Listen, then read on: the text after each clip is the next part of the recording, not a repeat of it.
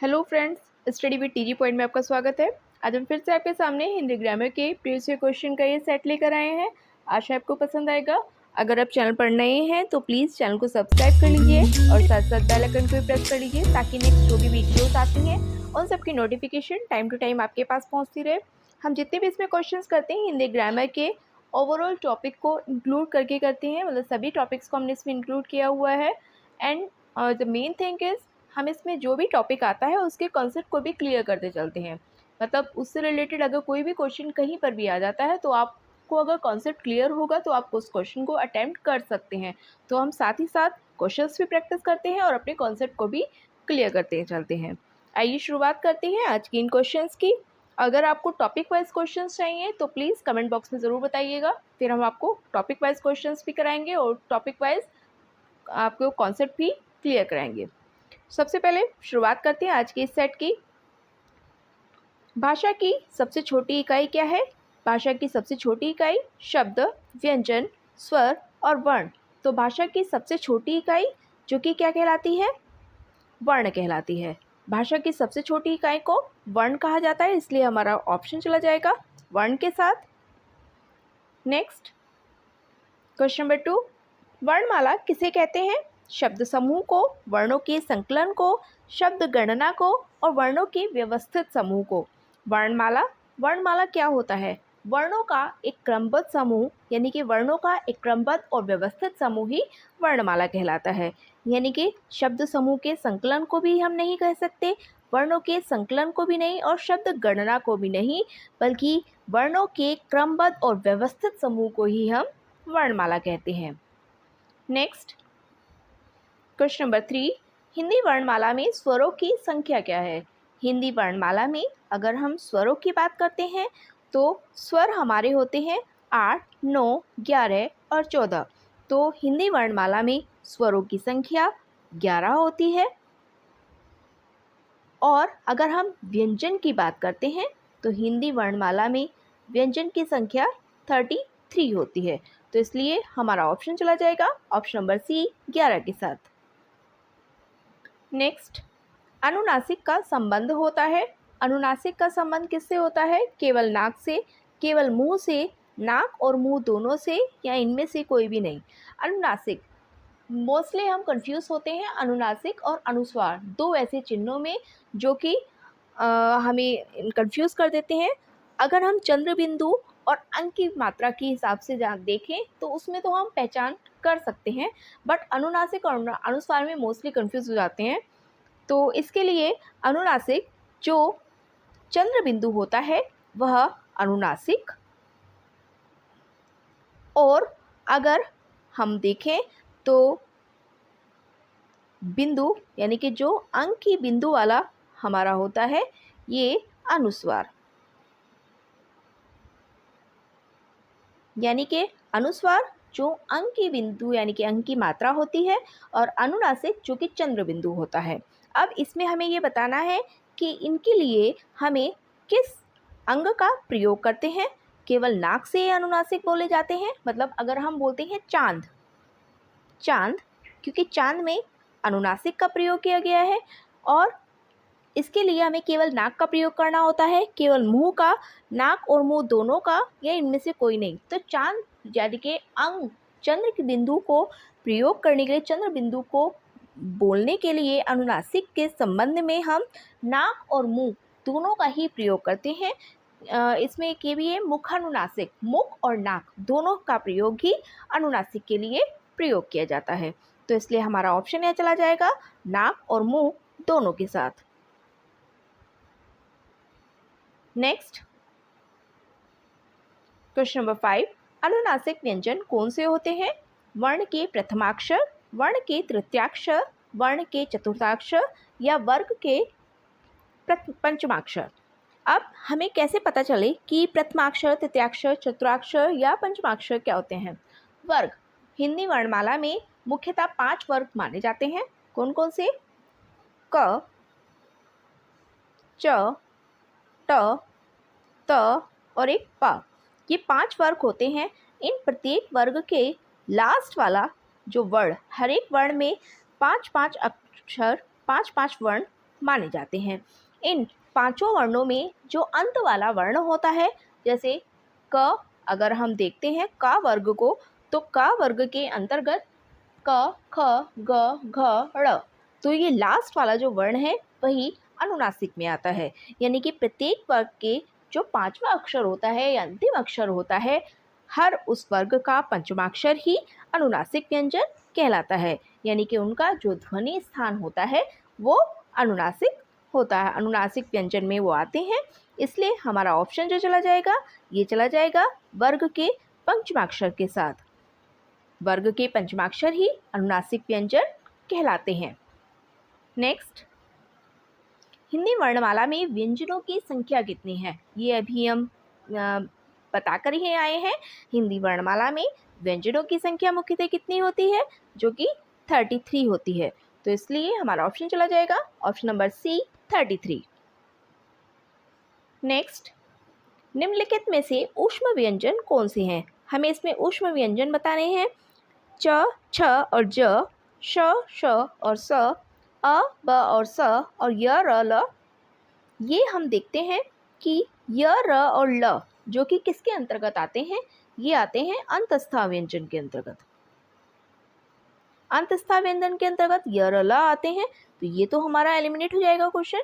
Option अ, ब, स भी नहीं होगा, च, छ, ज भी नहीं होगा, जबकि जो हमारा ऑप्शन नंबर बी श, श और स ये ऊष्म व्यंजन के अंतर्गत आते हैं। इसलिए हमारा ऑप्शन चला जाएगा ऑप्शन नंबर बी श, श और स।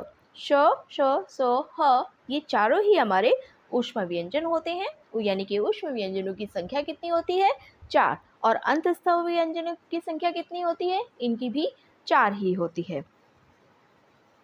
नेक्स्ट, क्वेश्चन नंबर 8, उर्दू शब्द सौदा का बहुवचन का रूप क्या होगा?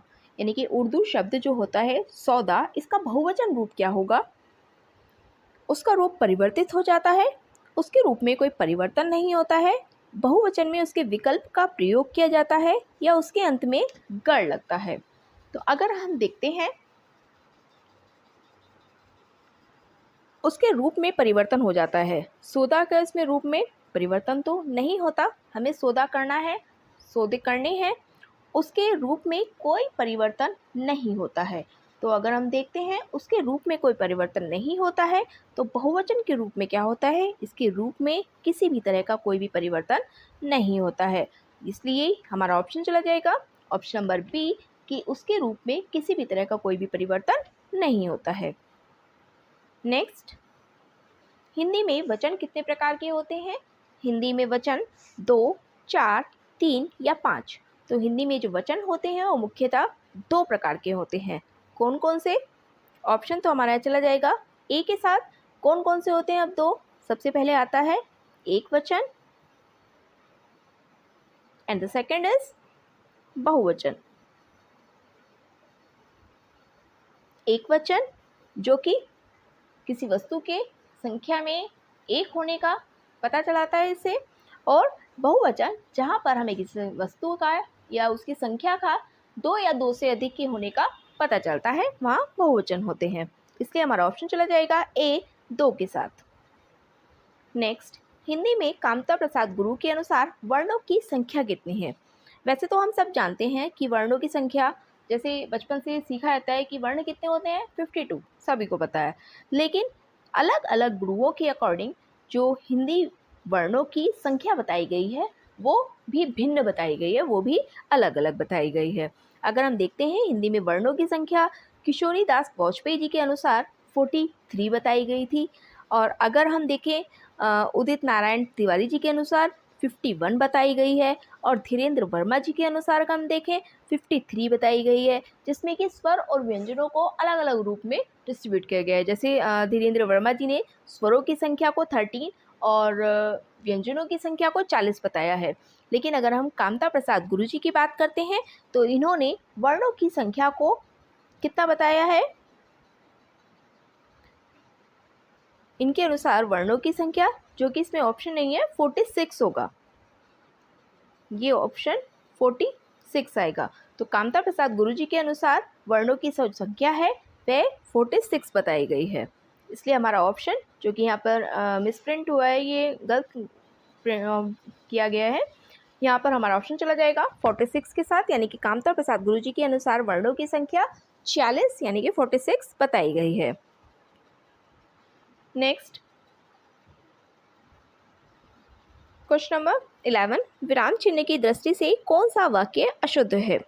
हाँ, मेरा यही विचार है, वह ईमानदार, परिश्रमी, कर्मठ और मृदुभाषी है। उसके पास धन, वैभव, नौकर चाकर आदि सभी कुछ था। आप हमारे घर आना चाहते हैं तो आइए, ठहरना चाहते हैं तो ठहरिए। अगर हम देखें, इसमें अशुद्ध वाक्य हमें बताना है। अशुद्ध का मतलब जहाँ पर विराम चिन्ह का सही प्रयोग नहीं किया गया है, सही रूप में विराम चिन्ह नहीं प्रयोग किए गए हैं।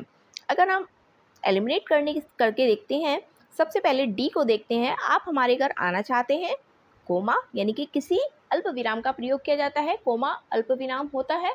अल्प विराम का प्रयोग कब किया जाता है? जब हम अपनी बात को कहने के लिए थोड़ी देर के लिए विराम लेते हैं।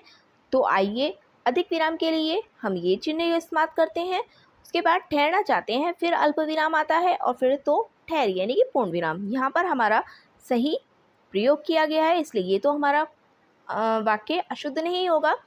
आप उसके पास धन, वैभव है, अल्प विराम, नौकर चाकर, इनके बीच में योजक चिन्ह भी है और पूर्ण विराम भी है, ये वाक्य भी हमारा सही होगा। अगर हम देखें, वह ईमानदार, परिश्रमी, कर्मठ और मृदुभाषी है और पूर्ण विराम भी आया है वाक्य के अंत में, और बीच में हमें विशेषता बताने के बाद हर एक विशेषता के बाद अल्प विराम का भी प्रयोग किया गया है, इसलिए ये हमारा ऑप्शन भी सही होगा। लेकिन हमारा ऑप्शन ए, हाँ मेरा यही विचार है, हाँ के बाद हमें एक चिन्ह लगाना था, एक विराम चिन्ह का प्रयोग करना था, इसलिए जो हमारा अशुद्ध वाक्य होगा ये हमारा ऑप्शन नंबर ए अशुद्ध वाक्य होगा। इसलिए हमारा आंसर चला जाएगा ए के साथ, क्योंकि हमें नेगेटिव वर्ड बताना है, अशुद्ध वर्ण बताना है, अशुद्ध वाक्य, जो कि ऑप्शन नंबर ए होगा। नेक्स्ट, जिनका उच्चारण ऊपर के दांतों पर जीभ लगने से होता है उन्हें क्या कहते हैं? जिनका उच्चारण ऊपर के दांतों पर जीभ लगने से होता है उन्हें क्या कहा जाता है? उन्हें मूर्धन्य, कंठीय, दंतीय या अनुस्नासिक। तो उन्हें कहा जाता है दंतीय, यानी कि दंते जब दांतों पर जीभ लगती है तो उस समय जो उच्चारण होता है, ऊपर के दांतों पर जीभ लगने से जो उच्चारण होता है वह दंते स्थान होता है। तो इसलिए हमारा ऑप्शन चला जाएगा सी, दंते के साथ। नेक्स्ट क्वेश्चन नंबर 13, अति उपसर्ग से बना शब्द नहीं है। अति उपसर्ग से कौन सा शब्द ऐसा है जो नहीं बना हुआ है? अध्यापन, अधीर, अध्याय और अध्यादेश। तो अति उपसर्ग से कौन सा शब्द नहीं बना है, यानी कि हमें शब्द का विच्छेद करके देखना है कि किस में हमें अति उपसर्ग नहीं मिलता है। अध्यापन, अधीर, अति धन ध्यापन, अध्याय और अध्यादेश। तो यहाँ पर अधीर शब्द, अति अध्यापन, अति धन व्यवसाय, अति धन देश, यानी कि अधीर शब्द जो कि अति उपसर्ग से बना हुआ शब्द नहीं है, ये अउपसर्ग से बना हुआ शब्द है, इसलिए हमारा ऑप्शन चला जाएगा बी, अधीर के साथ। नेक्स्ट, दिए हुए शब्दों में भिन्न अर्थ वाला शब्द कौन सा है? आत्मजा, नंदिनी, कन्या और भायक। आत्मजा, नंदिनी और कन्या ये तीनों ही पुत्री के भिन्न अर्थ वाले शब्दों में बताना है। ये तीनों ही पुत्री से रिलेट करते हैं, कन्या से रिलेट करते हैं, इसलिए हमारा ऑप्शन डी, भायक ऑप्शन होगा, जो कि इन तीनों ही ऑप्शंस के साथ मैच नहीं होता है। नेक्स्ट, अखरोट शब्द का तत्सम रूप है। तत्सम रूप और तद्भव रूप, यानी कि तत्सम और तद्भव क्या होते हैं? तत्सम रूप यानी कि ऐसे शब्द जो संस्कृत भाषा से ज्यों के त्यों प्रयोग किए जाते हैं, लिए गए हैं, वे तो तत्सम शब्द होते हैं। और ऐसे शब्द जो कि संस्कृत भाषा से लिए हुए हैं, उन्हें अपनी भाषा में तोड़ मरोड़ कर या अन्य रूप से उन्हें परिवर्तित रूप उनका हम प्रयोग करते हैं, वह शब्द तद्भव शब्द होते हैं। यानी कि सामान्य बोलचाल की भाषा में जो शब्दों को प्रयोग किया जाता है वे शब्द तद्भव शब्द होते हैं, और संस्कृत के एज इट इज यूज़ किए जाने वाले शब्द ही तत्सम शब्द होते हैं। यानी कि अखरोट का हमें तत्सम बताना है, तो अखरोट का तत्सम जो कि हो जाएगा अक्षोट। अक्षोट जो कि अखरोट का तत्सम शब्द होगा। नेक्स्ट, स्थावर का विलोम है। स्थावर का विलोम जंगल, जंगम, संपत्ति और स्थापना। तो स्थावर का विलोम, स्थावर का विलोम जो होता है यानी कि उल्टा हमें बताना है। स्थावर यानी कि एक स्थान से दूसरे स्थान पर विचरण करने वाला। जंगम, संपत्ति और स्थापना, इसमें जंगम शब्द स्थावर का विलोम होगा। नेक्स्ट, जनार्दन किसका पर्यायवाची है? जनार्दन राम, विष्णु, ब्रह्मा और कृष्णा। तो जनार्दन पर्यायवाची शब्द है, यानी कि ऐसे शब्द जिनके अनेकों अर्थ होते हैं या उसको अनेकों नाम से जाना जाता है। तो जनार्दन का नाम किसका होता है, यानी कि किसको जनार्दन के नाम से जाना जाता है? इसमें हमें ऑप्शन में बताना है राम, विष्णु, ब्रह्मा या कृष्णा। तो ये कृष्ण ही जनार्दन का पर्यायवाची है, इसलिए हमारा ऑप्शन चला जाएगा डी, कृष्ण के साथ। नेक्स्ट, निरपराध में प्रयुक्त उपसर्ग क्या है? नी, निर, ने और इनमें से कोई भी नहीं। तो निरपराध में अगर हम देखते हैं, इनका विच्छेद करते हैं, उपसर्ग क्या होते हैं? ऐसे शब्द जो किसी शब्द के पहले आकर जुड़ जाते हैं और उसके अर्थ को परिवर्तित कर देते हैं, वे उपसर्ग होते हैं।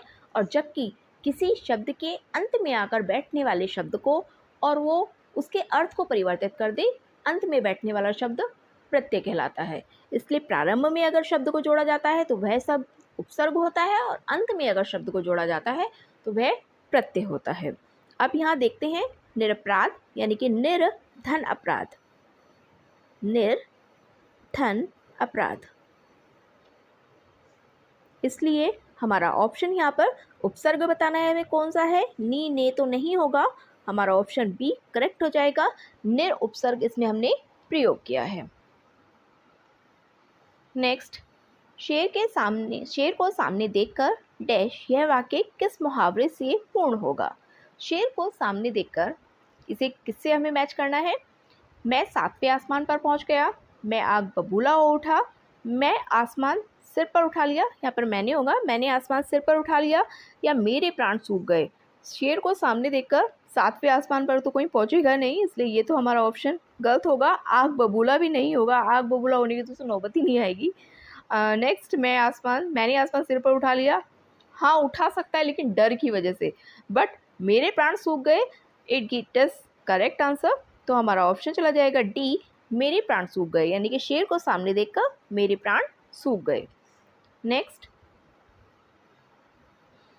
निम्नलिखित में से वर्तनी की दृष्टि से कौन सा शब्द युग्म शुद्ध है, यानी कि जो सही शब्द युग्म है वह हमें बताना है।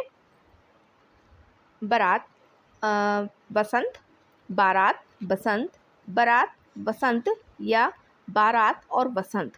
तो अगर हम देखते हैं तो यहाँ पर बारात और वसंत ये हमारा ऑप्शन करेक्ट होता है। मोस्टली बोलने में हमें सब एक जैसे लगते हैं, लेकिन जो करेक्ट वर्ड होता है बारात और वसंत, यही हमारा वर्तनी की दृष्टि से शुद्ध है, इसलिए हमारा ऑप्शन चला जाएगा सी, बारात और वसंत के साथ।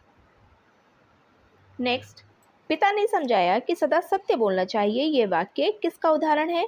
सरल वाक्य का, मिश्र वाक्य का, इच्छावाचक वाक्य का या आज्ञावाचक वाक्य का?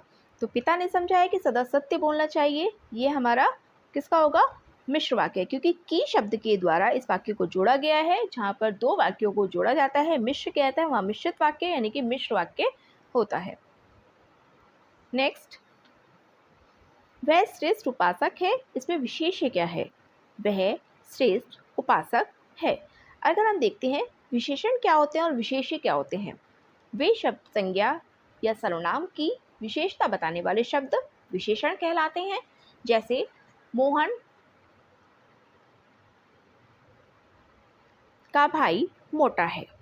अब मोहन के भाई के लिए मोटा शब्द उसकी विशेषता को दर्शा रहा है। या फिर हम कहें यह आम पीला है, यह आम पीला है। हम लिख के देखते हैं, यह आम पीला है। अगर हम देखें विशेषता क्या हुई, विशेषता पीला शब्द होना उस आम की विशेषता हुई, लेकिन जिस चीज़ की विशेषता बताई जाती है वह शब्द विशेष्य होता है। यानी कि किसकी विशेषता को बताया जा रहा है, यहाँ आम की विशेषता को बताया जा रहा है। विशेषता बताने वाले शब्द विशेषण और जिन शब्दों की विशेषता को बताया जाता है वे शब्द विशेष्य कहलाते हैं। इसलिए हमारा ऑप्शन यहाँ पर अगर हम देखें तो वह श्रेष्ठ उपासक है। उपासक है, ठीक है, वह श्रेष्ठ उपासक है। इसमें श्रेष्ठ जो कि विशेषता शब्द को बता रहा है, उपासक है, उपासक की विशेषता है श्रेष्ठ होना, तो इसलिए यहाँ पर विशेष शब्द जो होगा वह होगा उपासक, क्योंकि उपासक की विशेषता ही श्रेष्ठ होना है। श्रेष्ठ होना विशेषण शब्द और विशेष्य उपासक। नेक्स्ट, देहलता इस सामसिक पद में कौन सा समास है? समास कर्मधारय समास, द्विगु समास, द्वंद्व समास और अव्ययभाव समास। अगर हम देखें देहलता यानी कि देह रूपी लता, अब इसमें कर्मधारय आएगा, द्विगु आएगा, द्वंद्व आएगा या अव्ययभाव आएगा। अगर हम देखते हैं द्विगु समास में क्या होता है, ये जहाँ पर प्रथम पद संख्यावाची होता है वह द्विगु समास होता है। द्वंद्व समास में जहाँ पर दोनों शब्द विपरीत शब्द होते हैं और उनके बीच में योजक चिन्ह पाया जाता है वहाँ द्वंद्व होता है।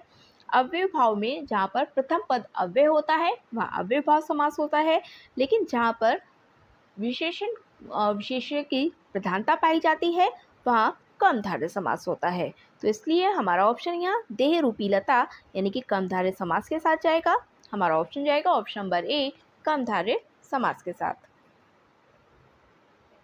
नेक्स्ट, सुहाग के नुपुर मानस का हंस किस कवि के उपन्यास हैं?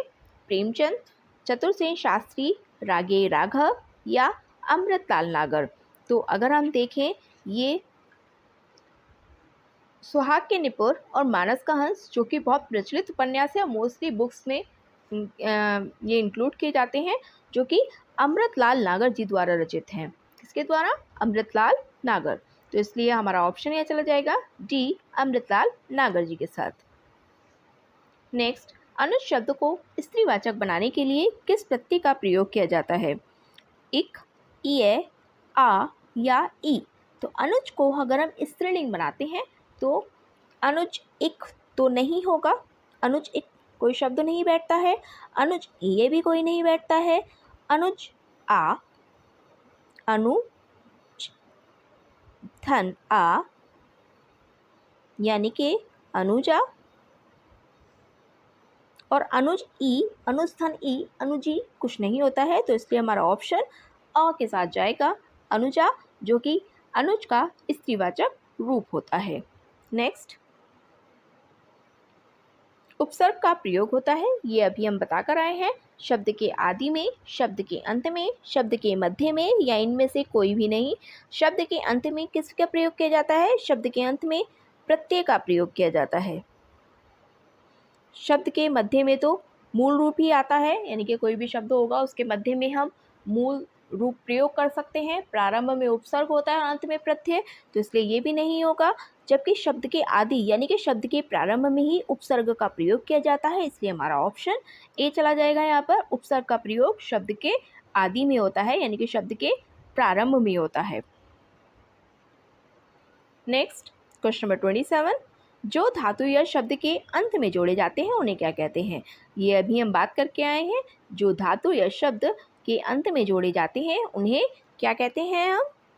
समास और अव्यय तो नहीं होगा, जो कि उपसर्ग भी नहीं होगा, उपसर्ग प्रारंभ में जुड़ता है, जो कि ऑप्शन नंबर डी प्रत्यय होगा, क्योंकि प्रत्यय को ही हम शब्द या धातु के अंत में जोड़ते हैं। जैसे अभी हमने अनुज में आ प्रत्यय को जोड़ा तो अनुजा शब्द, हमें नया शब्द प्राप्त हुआ, तो इसलिए किसी भी शब्द या धातु के अंत में जोड़ने वाले शब्द को ही प्रत्यय कहते हैं। हमारा ऑप्शन यहाँ पर डी करेक्ट हो जाएगा। प्रख्यात में प्रयुक्त उपसर्ग क्या है? प्रख्यात में प्रयुक्त उपसर्ग प्र, प्रक, त और आत। तो प्रख्यात जो कि किसके अकॉर्डिंग होगा? प्रक हमारा किसी भी तरह का कोई उपसर्ग नहीं होगा, त भी नहीं होगा और आत भी नहीं होगा। हमारा ऑप्शन जो कि प्रधनख्यात प्रख्यात होगा, इसलिए हमारा ऑप्शन ए करेक्ट आंसर। गमन शब्द को विपरीतार्थक बनाने के लिए किस उपसर्ग का प्रयोग किया जाएगा? उप, आ, प्रति या अनु। अगर हम गमन शब्द की बात करते हैं, गमन का मतलब होता है जाना, गमन जाना, और गमन का अगर हम उल्टा देखते हैं तो वो होता है आना। लेकिन यहाँ पर गमन का विपरीत हमें बताना है। उपगमन कुछ भी नहीं होता है, उपगमन नहीं होगा। आगमन, आ धन गमन, हाँ ये हो सकता है। आगमन,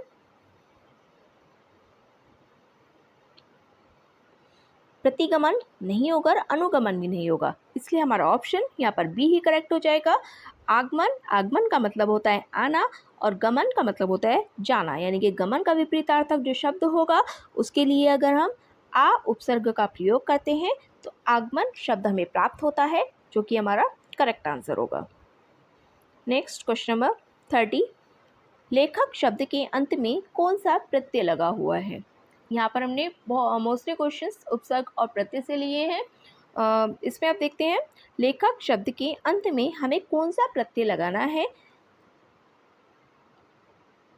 क, इक, आक और अक। तो अगर हम देखते हैं लेखक शब्द में लेख धन अक या लेख धन क, लेख धन इक और लेख धन आक, तो इक और आक तो नहीं होगा, क्योंकि इक यहाँ पर हमें ये वाली मात्रा बताता है, जो कि यहाँ पर ये वाली मात्रा नहीं है। आक हमें आ की मात्रा के बारे में बताता है, जो कि आ की मात्रा भी नहीं है। अब अगर हम देखते हैं अक और आक, तो क जो कि हमारा नहीं होगा, क्योंकि क अपने आप में अगर हम देखते हैं तो अ धन क मिलकर बनता है, यानी कि यहाँ पर हमारा जो प्रत्यय हो जाएगा अक प्रत्यय, लेख धन अक, जो कि लेखक होगा, इसलिए हमारा ऑप्शन यहाँ पर डी करेक्ट हो जाएगा। नेक्स्ट क्वेश्चन नंबर 31, जो कि हमने आपके लिए लिया है, व्यवस्था से पूर्व कौन सा उपसर्ग लगे कि उसका अर्थ विपरीत हो जाए? जिस प्रकार से हमने गमन का विपरीतार्थक निकाला था, उसी प्रकार आपको इसमें एक उपसर्ग ऐसा लगाना है जो कि व्यवस्था का विपरीतार्थक शब्द हो, इसलिए ये आपको इसका आंसर हमें कमेंट बॉक्स में देना है। आशा आपको पसंद आए होंगे आज के क्वेश्चंस। यही थे आज के क्वेश्चंस। नेक्स्ट आगे जो भी क्वेश्चंस होंगे वो हम दूसरी वीडियो में फिर से लेकर आएंगे। आशा आपको पसंद आए होंगे। अगर आप चैनल पर नए हैं तो प्लीज़ चैनल को सब्सक्राइब कर लीजिए और साथ साथ बेल आइकन को भी प्रेस कर लीजिए, ताकि नेक्स्ट जो भी वीडियोस आती हैं उन सब की नोटिफिकेशन टाइम टू टाइम आपके पास पहुंचती रहे। और हाँ, जितने भी हम इस पर क्वेश्चंस कर रहे हैं या फिर जो भी आपकी क्वेरी है या फिर आपकी कोई भी सजेशन है, वो प्लीज़ कमेंट बॉक्स में ज़रूर बताइएगा। मिलते हैं हम नेक्स्ट वीडियो में, तब तक के लिए थैंक यू।